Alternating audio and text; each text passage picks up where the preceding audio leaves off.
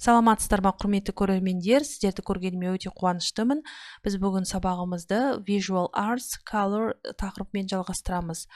Енді бұл тақырып бізде Students Book'та page number 17, 17 беттегі Visual Arts тақырыбы, яғни бұл жерде бейнелеу өнерімен, түстермен байланысты болып келеді, яғни соның ішіндегі color тақырыбы, түстер.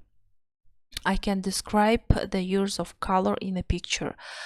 Мен суреттің ішіндегі жаңағы түстерді қолданып сіздерге сипаттап бере аламын деген болып жазылған екен.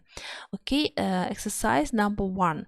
Match the words with the color from 1 to 6 on the color wheel.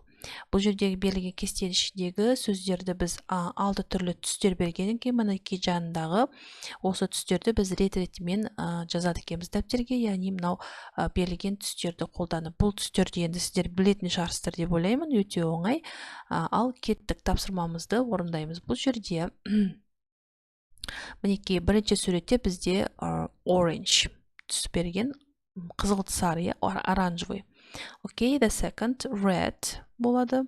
Үшіншісінде purple, төртте blue, бесіншісінде green, соңында the last one will be yellow. Okay, exercise number 2.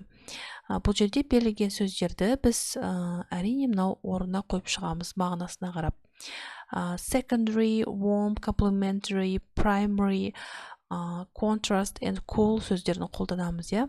Мына жерде біріншісінде үлгі ретінде беріп қойған. Red, yellow and blue are primary colors деп қойған. Бұл жерде мінекей primary colors дегеніміз негізгі түс болып табылады. Негізгі түс деп аударамыз primary color дегенді. Сонда қызыл, сары және көк ол негізгі түс болып табылады деп жазып қойған. Енді екіншісінен кейміні orange, green and purple are secondary colors. Яғни қызыл, сары, жасыл және фиолетовый ол қосалқы түс болып табылады. Сонда бұл жерде бізде secondary color дегеніміз қосалқы түс деп аударамыз. Үшінші, red, orange and yellow are warm colors. Яғни бұл жерде қызыл, оранжевый және де сары түстер бұл жылы түстер болып табылады. Теплый тона дейді ғой, жылы түстер болып табылады. Окей, бұл жерде яғни бізде warm болады. Төртіншісінде green, blue және and purple are cool colors. Бұл жерде керісінше сары, жасыл, көк және де жаңағы фиолетовый түстеріміз бізде суық түс болып табылады, салқын түстер дейміз немесе. Окей, келесі red and green, orange and blue and yellow are and purple are complementary colors. Ол дегеніміз яғни қызыл, жасыл, оранжевый, қызыл, сары, көк және де мынау сары түстеріміз фиолетовыймен аралас, олардың барлығы қосымша түс, complementary деп жазамыз, complementary қосымша түстер болып табылады. Ал соңғысына келетін болсақ, two complementary colors next to each other create a contrast.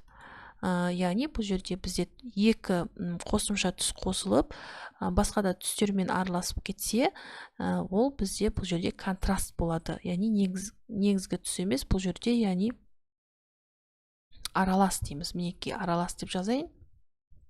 Аралас түс болып табылады екен. Контраст дегеніміз яғни аралас. Немесе оны контраст дейміз. Okay, next exercise number 3. Look at the pictures, point A and point B, and complete the text with the words in the boxes. Бұл жерде бізде екі баған берілген, A нұсқа мен B нұсқа.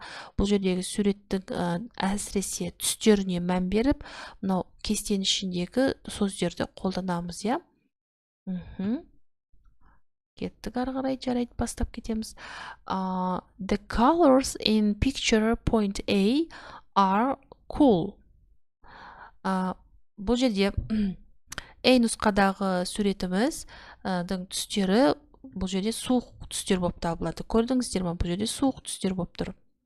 There is a lot of blue, green and purple. Екіншісі де green болады. Бұл жерде біз байқап тұрғанымыздай, суреттің ішіндегі көбіне көк түстер қолданған, және де жасыл және де фиолетовый түстер қолданған, көрдіңіздер. Мінекей екіншісінде green дедік. Келесі, there is some yellow too. Және де арасында біз сары түстерді де байқаймыз дейді. There is a contrast between the yellow and the other colors. Бұл жерде енді бізде бүйтіп тұр. Басқа да түстермен, сары түспен, басқа да түстердің арасындағы түстерді біз, яғни контрасты түстерді де байқаймыз деп қойған. Осы үшіншісі, яғни contrast болады. Окей, next. Бір келесі бағанды қарайық. Үшінші келесі бағанда бұл жерде төртінші сөйлеммен жалғастырады екенбіз. There are warm and cool colors in this picture. Бұл суретте біз суық түстер мен жылы түстерді байқаймыз дейді. There is a contrast between the blue sky and the orange wheat field. Бұл жерде бізде дейді қызыл сары, яғни оранжевый бидай алқабы мен көк түсті аспан. Бұл жерде 5-те blue болады. Көк түсті аспандағы арасындағы контрастты біз байқаймыз дейді. These colors are complementary colors. Бұл түстерді біз, яғни қосымша түстер болып айтады екен біз. Complementary қосымша түстер деп атаймыз дейді. Мінекей осылай болады. Next exercise number 4. Бұл жердегі біз жалғастырамыз. C бағанымен, C нұсқасымен. Бұның ішіндегі бізде суреттегі түстерге әрине мән береміз. Және де сол байланысты мына жерде сурет жаңағы сұрақ қойған екен. Бірінші сұрағына назар аударайық. What colors are there in the painting? Бұл суретте бізде қандай түстер берілген дейді. Біз жауап береміз. There is blue, orange, green, purple, red and yellow in the painting. Ол дегеніміз мына суреттің ішінде біз көк түсті, оранжевый, жаңағы жасыл, фиолетовый, қызыл және де сары түстерді байқаймыз. Яғни бүкіл барлық түстерді бұл суретте қолданған екен. Okay, next question. Are the colors warm and cool? Бұл суретіміздің түстері суық түсті ме, әлде жылы түсті ме? Енді біз жауап береміз. There are warm and cool colors. Яғни бұл суретте бізде жылы түстерде қолданған және де суық түстерде қолданғандығын айтамыз. Okay, next. Is there a contrast in the painting? Бұл суретте бізде контраст бар ма дейді. Yes, of course there is. Бұл жерде әрине жаңағы контраст түстері қолданып тұр. Next, are there complementary colors in the painting? Бұл жерде қосымша түстерде, yes, there are. Қосымша түстерде қолданған екен. Окей, біздің сабағымыз балалар осымен аяқталды. Келесі сабақта көріскенше сау болыңыздар.